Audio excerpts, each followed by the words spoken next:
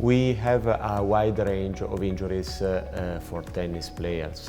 So when we think about a tennis injury, we always think immediately about the upper limbs. In fact, shoulder, elbow and wrist are at risk with both traumatic and overuse injury. That means both some accident that may happen suddenly during the play or something that is increasing of intensity progressively in according with our progression in our activity. But this is not all. Many tennis players suffer of trunk and spine injuries. In fact, tennis implies movements of rotation and hyperextension that may affect your back. But also lower limbs, especially ankles and knees, may be affected with the classical injuries for a pivoting sport like tennis, so meniscus, ligaments or cartilage. The treatment is most of the time conservative. That means physiotherapy, and in addition to that, pharmacological treatment can be prescribed, but also injective treatment or specific treatment like extracorporeal shockwave therapy. However, sometimes a surgery may be necessary, and in that case it can be related to some ligament, tendon, cartilage or bone injuries. So it depends, the outcome, the type of surgery and the outcome of surgery depends a lot on your problem, and also the return to play time is strictly dependent of the surgery performed and the technique.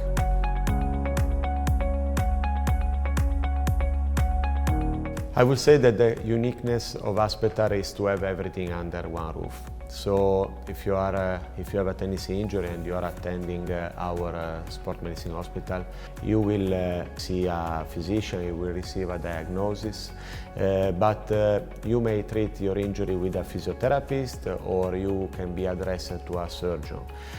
However, all these professionals discuss among themselves in order to find the best solution for you. We can also work in prevention. We have a sport science department. We are doing research also in tennis. So you may approach your problem in a multidisciplinary way. So tennis injury may have different risk factors. Some risk factors are called intrinsic and they are related to the person itself, but unfortunately cannot be modified. An example of this is the age. In according with the age, the risk of injury may increase. However, there are some risk factors called extrinsic risk factors that can be modified. This is an example of that, can be the warm-up strategies, the recovery, the hydration monitoring, your biomechanic. In summary, all what can be investigated and modified for obtaining a lower risk of injury. In Aspetar, we have different experts, both in research and in applied science, that can help you to diagnose your injury, but also to prevent your injury and to find all the risk factors related with your risk of injury. Professional tennis players have injuries that are related to the speed of their game, to their power and to the energy of the game itself. However, we have the majority of tennis players are recreational, and their injuries are more related with overuse and with technical mistakes. So often amateurs are performing without preparing themselves in a proper way and are playing without an appropriate warm-up or recovery.